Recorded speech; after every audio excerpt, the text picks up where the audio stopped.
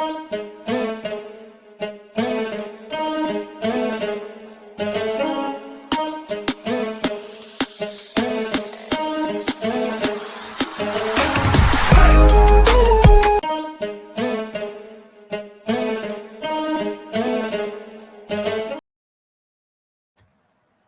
right, what's good, man? Let's get into it. Yes, you're getting a second video today, so congratulations to all subscribers. You know, you're getting 2 for 1. 2 for 1. Now, I want to talk about this, man, because this is relating to the video I posted earlier about Kenny Pickett. I want to talk about Eli Manning and why Eli Manning is ruining the NFL this season. Now, people might ask you, RJ, Eli Manning's been retired for 6 years. How is he ruining the NFL?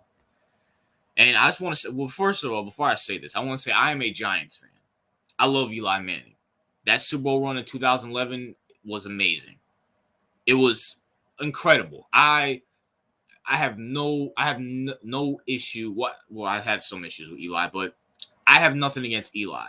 But before I'm a Giants fan, I'm a football fan, and I'm an unbiased, realistic football fan. And for me to sit here and say Eli Manning was an elite quarterback for 16 years is beyond a lie. And to sit here and say Eli Manning did not have a negative impact on the NFL is beyond a bigger lie. Now, people who have been subscribed to me or who just subscribed to me, I made a video almost a little over a year ago, the Eli Manning syndrome, starring Giants fans and NFL fans. And this was specifically about talking about how Eli Manning set a precedent in the league that it doesn't matter if your quarterback is average or even below average. It doesn't matter if your quarterback can suck for 14 years. Eli Manning showed that with average, you can be an average quarterback for 14 years, but those 2 years that you win a Super Bowl, that can happen with any quarterback in the league. You can build a team around any quarterback and you can possibly win a Super Bowl. Multiple Super Bowls, multiple Super Bowls, because we've seen the Flaccos and the Trent Dilfers and the Brad Johnsons win Super Bowls. Multiple Super Bowls. Okay? And that is the biggest lie in NFL history.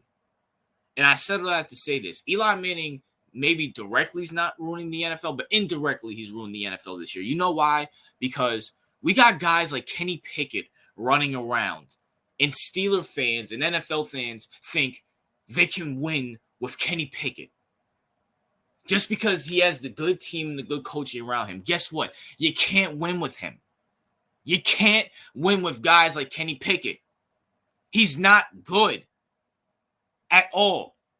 Then you go to the NFC, and we got the Brock Purdy fanboys, the 49ers fans, and all the NFL fans who think Brock Purdy's something special and think, oh, they got Kyle Shanahan, they got George Kittle, they got Deebo Samuel. They can win with Brock Purdy, bro. They can win with Brock Purdy. Guess what? You can't win with Brock Purdy. You know why? Because he's average. He's average. Me personally, he's not good. You put him on any other team, he's garbage. Beyond horrible. You got the Seattle Seahawks fans who make excuses for genosmith because he had one fluke season. Just one. And people think he's good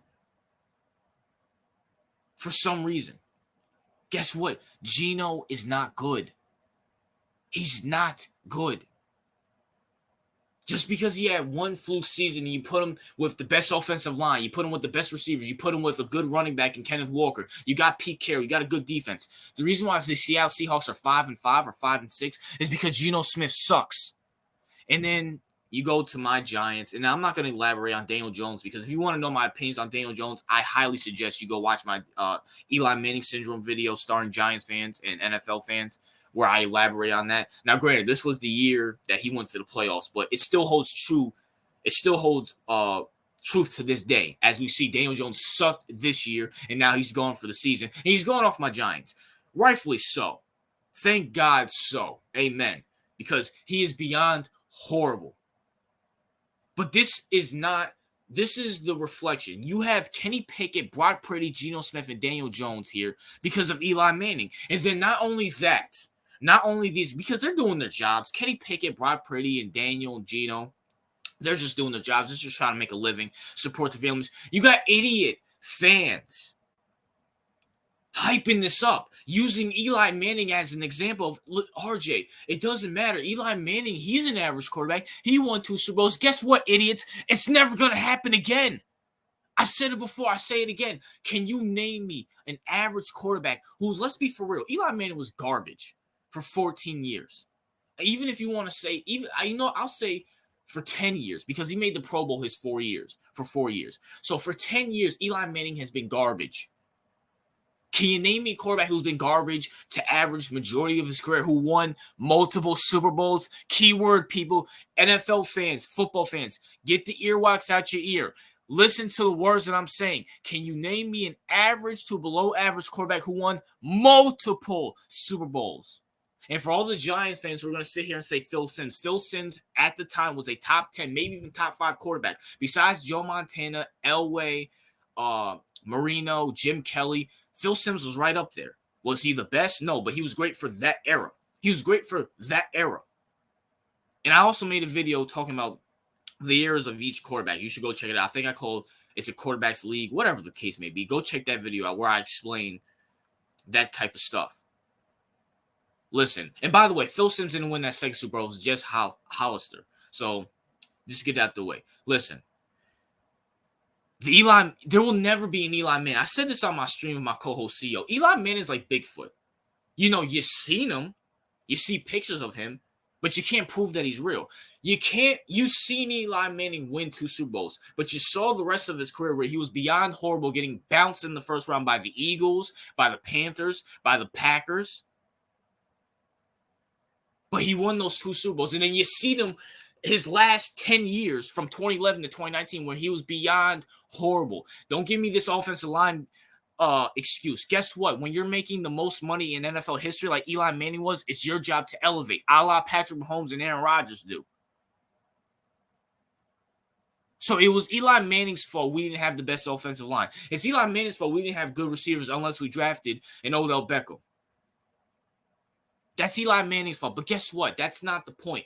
The point of the matter is with the Kenny Pickett's and the Brock Purdy's and the genosmiths and now with the Daniel Jones, or was with the Daniel Jones, you can't win with these guys because they're average.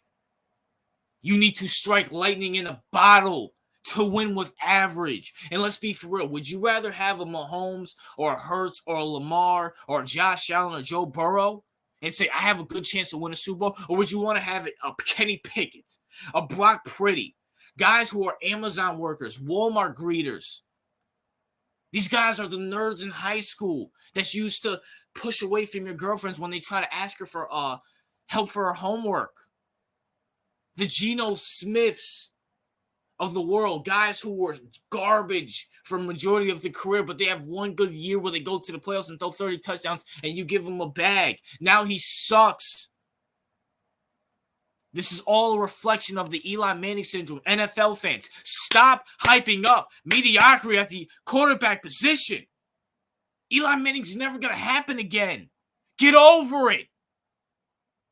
You should be striving to want the Caleb Williams, the Michael Penix, guys who show greatness.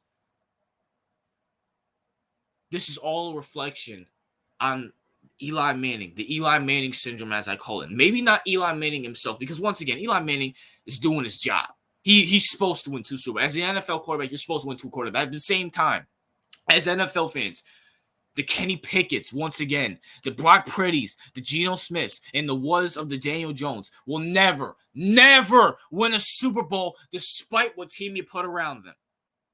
And that goes especially for Geno Smith. Seattle has one of the most talented rosters in the NFL. Same thing with Brock Purdy when he loses in the playoffs to the Eagles. And the same thing goes for Kenny Pickett when he loses in the first round. This all goes back to the Eli Manning syndrome. Doesn't matter. If you don't have an elite quarterback, you will not win the Super Bowl unless you strike lightning in the bottle. And I promise you, you won't do it twice.